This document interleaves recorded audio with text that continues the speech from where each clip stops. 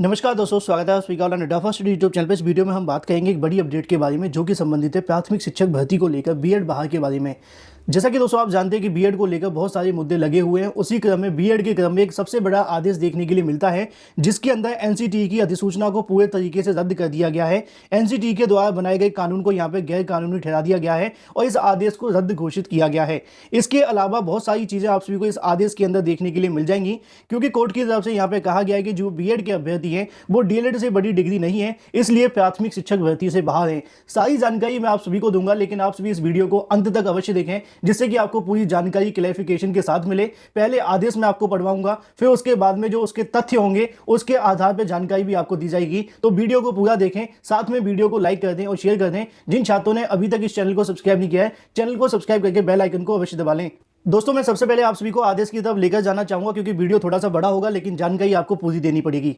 मैं एक बात यहाँ पे फिर से क्लियर कर देना चाहता हूँ कि बहुत सारे बीएड के अभ्यर्थी इस मुद्दे को लेकर परेशान होते हैं जब इस प्रकार की जानकारियाँ उनके सामने आती हैं। मैं आपको यहाँ पे एक बात क्लियर कर दूँ कि कभी भी कोई भी मुद्दा अगर आपके सामने आ रहा है, अगर आप उस पर आंख बंद करके बैठ जाएंगे तो ये कहावत बिल्कुल सिद्ध हो जाती है कि कबूतर बिल्ली को देखने के बाद आंख बंद कर लेता है और उसको लगता है कि खतरा टल गया है, लेकिन असल में ऐसा नहीं है। अगर कोई खतरा है तो आपके आंख बंद कर लेने से, आपके देखने से या फिर आपके उस मुद्दे पर ध्यान न देने से ऐसा नहीं होगा कि वो खतरा आपके पास नहीं आने वाला। असल में बीएड को लेकर मामला काफ़ी ज़्यादा गंभीर हो चुका है। ये मुद्दा काफ़ी ज़्यादा गंभीर हो जाने के बावजूद अब यहाँ पे जो समस्याएं देखने के लिए मिल रही हैं, मेरा काम उन समस्याओं के बारे में आप सभी को जानकारी देना है। मेरा इस वीडियो के माध्यम से ना बीएड और ना बीटीसी करना है। जो जानकारियाँ प्राप्त हो रही हैं, आदेश जारी हो रहे हैं, उस आदेश का विश्लेषण करना है जिससे कि आपको एक निष्पक्ष जानकारी मिले। मैं हमेशा इस चैनल के माध्यम से बीएड हो या बीटीसी हो, सभी के साथ खड़ा हुआ हूँ। 69,000 शिक्षक भर्ती में जब बीएड को बहाल करने की मांग की जाती थी तो ये चैनल सबसे बड़ा चैनल था और हमेशा आप सभी के लिए कहता था कि बीएड बाहर नहीं होगा, क्योंकि वहां पे तथ्य पूरे तरीके से अलग थे। वहां पे जो अभ्यर्थी थे उनकी तरफ से सरकार को चैलेंज किया गया था, बीएड को चैलेंज किया गया था, ना कि एनसीटीई को चैलेंज किया गया था। बहुत सारी अलग अलग चीजें थी। इस पर हम किसी और दिन आप सभी के लिए बात करेंगे। इस चैनल के माध्यम से आपको वही जानकारियां दी जाएंगी जो ऑथेंटिक होंगी और सही निकलेंगी। हाल ही में जारी हाईकोर्ट के आदेश की तरफ से एनसीटीई के आदेश को रद्द कर दिया गया है, मतलब कि अधिसूचना पूरे तरीके से निरस्त हो गई है। एक जानकारी मैं आप सभी को और दे दूं, ये जो आदेश जारी किया वो डबल बेंच ने किया है, सिंगल बेंच ने नहीं है। क्योंकि जब कोई सिंगल बेंच आदेश को रद्द करती है तो डबल बेंच या सुप्रीम कोर्ट की तरफ से जब तक उस बात को यहाँ पे रद्द नहीं किया जाता वो यहाँ पे लागू नहीं होती है। तो सेम यहाँ पे डबल बेंच की तरफ से ये जो आदेश है वो रद्द कर दिया गया है। अब इस आदेश की क्या क्या चीजें हैं, कौन कौन से महत्वपूर्ण बिंदु हैं, उनको लेकर हम बात करते हैं। जैसा कि आप सभी को याद होगा कि जोधपुर हाईकोर्ट की तरफ से हाल ही में बीएड और बीटीसी विवाद को लेकर अपना फैसला सुनाया गया था, जिसमें बीएड को प्राथमिक शिक्षक भर्ती से बाहर कर दिया गया था। उसी को लेकर अभी तक लिखित में आदेश जारी नहीं हुआ था, लेकिन अब लिखित में आदेश आ चुका है। अगर आप लोग इसे लेना चाहें तो हमारे टेलीग्राम चैनल को ज्वाइन कर लें, उसका लिंक आपको वीडियो की डिस्क्रिप्शन में मिल जाएगा, वहां पर मैं आप सभी के लिए शेयर करवा दूंगा। तो यहाँ पे दोस्तों बहुत लंबा आदेश है, 166 पेज का है। मैं आपको नीचे लेकर के चलता हूँ, तब तक आप लाइक अवश्य करना। तो 166 पेज के ऑर्डर के अंदर लगभग 131 पेज तक तो इन्होंने यहाँ पे जेटी याचिकाओं के बारे में जानकारी दी है। उसके बाद में यहाँ पे जो भी आपके वकील थे उनके बारे में जानकारी लिखी हुई है। यहाँ से इनका जो जजमेंट है वो स्टार्ट हो जाता है। रिपोर्टेबल जजमेंट है, 25/11/2021 को इसकी सुनवाई हुई थी और उसी दिन यहाँ पे जो आदेश है वो सुना दिया गया था। 133 के ऊपर यहाँ पे आप सभी के सामने एनसीटीई की मैटर को लेकर जानकारी देखने के लिए मिली थी, जिसमें 28 जून 2021 को 2018 को माफ कीजिए, यहाँ पे आदेश जारी किया गया था एनसीटीई की तरफ से कि बीएड अभ्यर्थी प्राथमिक शिक्षक भर्ती के अंदर एलिजिबल कर लिए जाएंगे, जिनको 6 महीने का बेस कोर्स करवाते हुए 2 साल के अंदर यहाँ पे उनको कहीं ना कहीं बेस कोर्स कराते हुए सहायक अध्यापक के तौर पर नियुक्ति दे दी जाएगी। सेम एनसीटीई की तरफ से यहाँ पे आदेश जारी हुआ था, उसी के आधार पे यहाँ पे रीट के अंदर इनको शामिल किया गया था हाईकोर्ट की तरफ से। तो यहाँ से दोस्तों कुछ महत्वपूर्ण पॉइंट आप सभी के लिए आने शुरू हो जाते हैं। जैसा कि आप सभी को देखने के लिए मिलेगा कि 28/6/2021 को नोटिफिकेशन जारी किया गया था एनसीटीई की तरफ से। उस आदेश को यहाँ पे चैलेंज किया गया था पेटिशनर्स की तरफ से। अब उस आदेश के अंदर यहाँ पे हाईकोर्ट का क्या कहना है वो आप सभी यहाँ से सुन सकते हैं। पहला पॉइंट सबसे ज़्यादा महत्वपूर्ण यहाँ पे देखने के लिए मिलेगा कि BEd qualification is not higher qualification than DElEd and therefore can not be automatically include as a eligibility criteria. आसान भाषा में कहना चाहूँ तो उनका कहना है कि जो बीएड क्वालिफिकेशन है वो डीएलएड की कहीं ना कहीं जो ज़्यादा हायर नहीं है या फिर उससे ऊपर की नहीं है। उनका कहना है कि ऑटोमेटिकली उनको एलिजिबिलिटी क्राइटेरिया के अंदर एक्सेप्ट नहीं किया जा सकता है। अगर 6 महीने का बेस कोर्स भी इनको यहाँ करवा दिया जाए उसके बाद ऐसा नहीं है कि वो डीएलएड के समकक्ष माने जाएंगे। आसान भाषा में हम कहें तो हाईकोर्ट की तरफ से ये कहा गया है कि बीएड एक डिग्री तो है लेकिन वो डीएलएड से हायर नहीं है, वो एक अलग तरह की डिग्री है। ऐसा हाईकोर्ट ने अपने आदेश के अंदर लिखा हुआ है। इसके अलावा उनका यहाँ पे कहना है कि जो आप सभी का 6 महीने का बेस कोर्स करवाने के बाद भी इनको ऐसा नहीं है कि सीधे सहायक अध्यापक के तौर पर डीएलएड के समकक्ष रख लिया जाए। पहला पॉइंट। दूसरा दूसरा पॉइंट अंडर सबसेक्शन 1 की बात की गई जो कि आरटी एक्ट को लेकर आप सभी के सामने लिखा हुआ है। इसके अलावा दूसरा नीचे भी आप सभी को देखने के लिए मिलेगा। यहाँ पर जो पॉइंट लिखा है मैं आप सभी को बता दूं कि जो टीचर की एलिजिबिलिटी क्राइटेरिया को लेकर जो अथॉरिटी है वो सिर्फ एनसीटीई के पास है। एनसीटीई प्राइमरी टीचर्स को लेकर क्या संशोधन कर सकती है, क्या यहाँ से चेंजेस कर सकती है उसकी एलिजिबिलिटी क्राइटेरिया के अंदर, उसका पूरा का पूरा अधिकार एनसीटीई के पास है।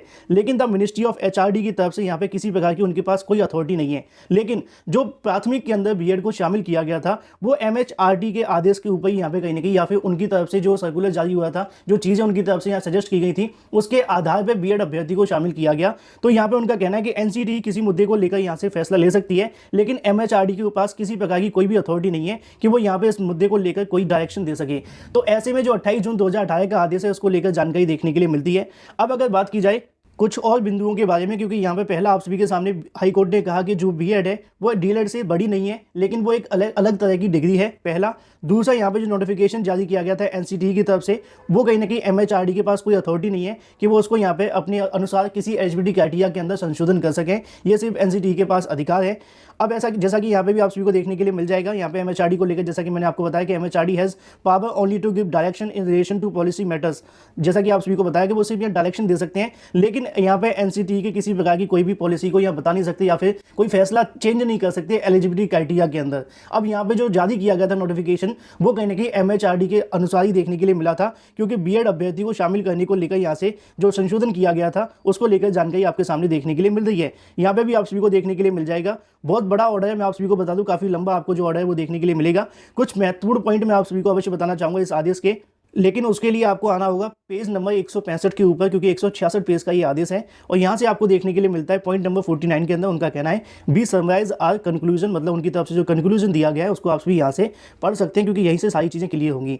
यहाँ पे लिखा है द नोटिफिकेशन डेटेड 28/6/2018 अनलॉफुल, मतलब यहाँ पे उनका कहना है कि एनसीटीई की तरफ से जो आदेश जारी किया गया है वो पूरे तरीके से गैर कानूनी है, because it is under the direction of government, central government which power the central government under section 1 of section 23 RT act के अनुसार, जो यहाँ पे 23 की उपधारा 1 के अंदर जानकारी दी गई है उसके अनुसार यहाँ पे उनको सारी शक्तियाँ दी गई हैं। लेकिन अगर हम बात करें पॉइंट नंबर 2 के अंदर, यहाँ पे लिखा है it is not excise of the power central government under sub section 2 और सेक्शन 23 आरटी एक्ट। अगर बात कीजिए relaxing the eligibility criteria prescribe by the NCTE nor there has been any exercise for ascertaining existence of the condition. अगर बात की जाए यहाँ पे बड़ी आसानी के अंदर मैं आप सभी को बता दूं, ये जो आरटी एक्ट की बात की गई है पॉइंट नंबर 1 और पॉइंट नंबर 2 को लेकर, यहाँ पे क्या कहा गया वो मैं आपको समझाना चाहूँगा। अगर आपने पढ़ा है तो आपको याद होना चाहिए, उसके अंदर एनसीटीई की तरफ से ये जानकारी दी गई थी कि बीएड अभ्यर्थियों को प्राथमिक शिक्षक भर्ती के अंदर शामिल किया जा सकता है अगर उस प्रदेश के अंदर डीएलएड छात्रों की संख्या बहुत ज़्यादा कम है। तो अब इसको लेकर यहाँ पे कंडीशन को लेकर विचार करने की बात की गई थी एनसीटीई की तरफ से, उसी को लेकर यहाँ पे देखने के लिए मिलता है कि अगर बात की जाए सेंट्रल गवर्नमेंट की तरफ से इस धारा के अनुसार एनसीटीई इस मुद्दे को लेकर एक्सरसाइज कर सकती है और इस एलिजिबिलिटी क्राइटेरिया के अंदर जो कंडीशंस होंगी उस कंडीशन के आधार पर चेंज किया जा सकता है। अब कंडीशन को लेकर आप जानते हैं कि हर एक राज्य के अंदर अलग अलग कंडीशन है। किसी राज्य के अंदर बीएड अभ्यर्थी की संख्या बहुत ज़्यादा है लेकिन डीएलएड अभ्यर्थी की संख्या बहुत ज़्यादा कम है। सेम अगर बात की जाए राजस्थान के अंदर ऐसा हुआ, क्योंकि राजस्थान सरकार की तरफ से नोटिफिकेशन डाल दिया गया कि हमारे पास पर्याप्त संख्या के अंदर डीएलएड अभ्यर्थी हैं जो कि प्राथमिक शिक्षक भर्ती बैठने के लिए हैं, इस वजह से प्राथमिक शिक्षक भर्ती के अंदर वो बिठाना नहीं चाहते थे। इसी वजह से हाईकोर्ट की तरफ से यहाँ पे भी जानकारी देखने के लिए मिली कि अगर बात की जाए एनसीटीई की तरफ से इस आदेश को लेकर जारी किया जा सकता है, लेकिन एक चीज आप सभी को नोट करनी होगी कि उस राज्य के अंदर कंडीशन क्या है, कंडीशनों के आधार पर इस नोटिफिकेशन को जारी किया जा सकता है लेकिन थोपा नहीं जा सकता। आसान भाषा में अगर आपको मैं बताना चाहूँ तो उसी को लेकर पॉइंट नंबर 3 के अंदर भी कुछ और जानकारियां लिखी हुई जिसको आप देख सकते हैं कि excepting candidate BEd degree as eligible appointment and thereafter subjecting him to complete the base course within 2 years.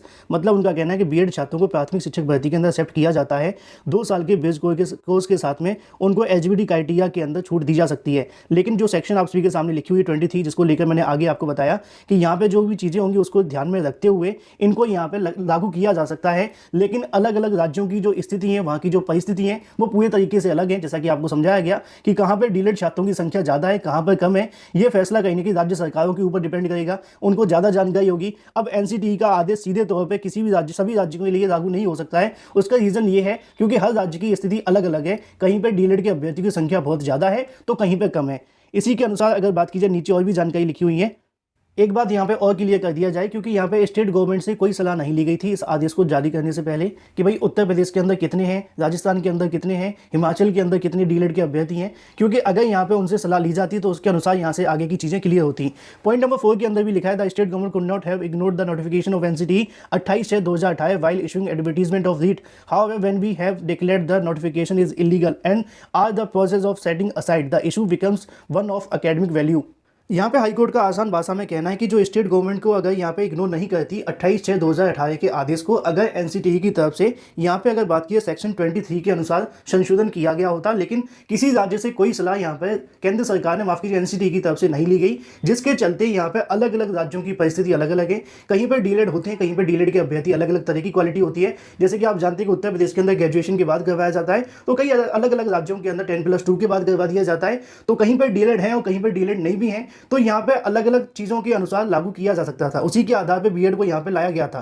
तो उसी को लेकर यहाँ लिखा हुआ है कि अगर 28/6/2018 का नोटिफिकेशन इसके अनुसार जारी किया गया होता तो यहाँ पे इसको कोई भी स्टेट गवर्नमेंट इग्नोर नहीं कर सकती थी। नीचे और भी जानकारी आप सभी के सामने लिखी हुई रीट के एडवर्टीजमेंट को लेकर, लेकिन अब कोर्ट की तरफ से इसको यहाँ पे इलीगल करार दे दिया गया है और इसको सेटिंग असाइड, मतलब इसको दरकिनार कर दिया गया है, साइड से हटा दिया गया है। जैसा कि सेट असाइड हो जाता है, जैसा कि आपको याद होगा 69 शिक्षक भर्ती के अंदर कट ऑफ 60-65 को लेकर भी जानकारी आप सभी के सामने लिखी हुई थी। सिंगल बेंच के आदेश को 40-45 को सेट असाइड कर दिया गया था। इसी को लेकर नीचे जानकारी आप सभी के सामने लिखी हुई है। इन्हीं तमाम मुद्दों के आधार पर 28/6/2018 के notification is set aside the letter dated 13 May 2020 MHRD to NCT being nature of internal communication does not give use to cause of action unless dated, अगर बात एक्टेड बात की जाती है आप सभी के सामने, यहाँ पे हाई कोर्ट की तरफ से जानकारी सीधे तौर पे दी जाती है कि एमएचआरडी के अनुसार कोई भी यहाँ पे संशोधन नहीं किया जाता एलिजिबिलिटी क्राइटेरिया के अंदर। उन्हीं तमाम मुद्दों के आधार पर रीट वैकेंसी के अंदर जो भी बीएड के अभ्यर्थी अपीयर किए थे, उन सभी को यहाँ पे कहीं ना कहीं उनकी जो अभ्यर्थन है वो निरस्त कर दिए जाते हैं। उनका कोई भी आगे का जो प्रोसेस है वो नहीं बढ़ाया जाएगा।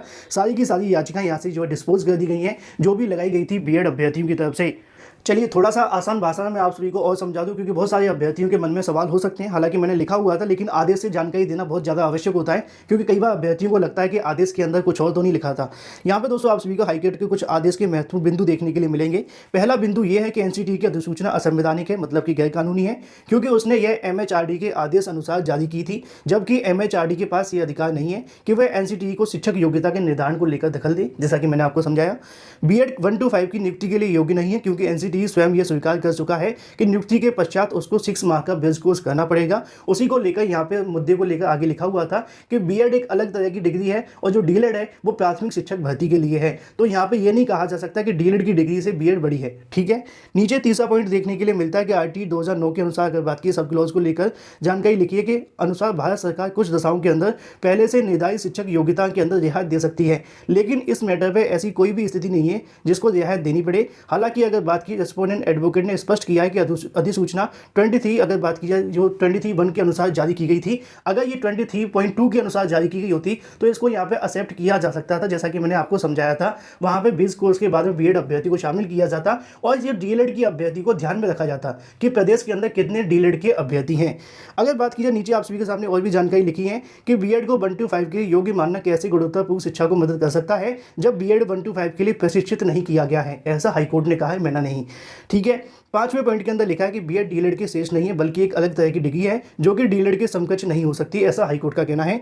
एनसीटीई कानून के अनुसार इसकी अधिसूचना भारत के संसद के दोनों सदनों में समकक्ष रखा जाना चाहिए था, लेकिन ऐसा नहीं हुआ। साथ ही अगर बात की जाए, राज्य सरकार को रीट 2021 की विज्ञप्ति एनसीटीई की अधिसूचना का उल्लंघन नहीं करना चाहिए था। हालांकि अभी यह मैटर सुलझ चुका है और अब इस मुद्दे को लेकर फाइनल आदेश जारी कर दिया गया है। फाइनल आदेश ये है कि एनसीटीई 2018 की जो अधिसूचना है वो रद्द की जाती है। इसी को लेकर नीचे तमाम जानकारी आप सभी के सामने लिखी हुई है।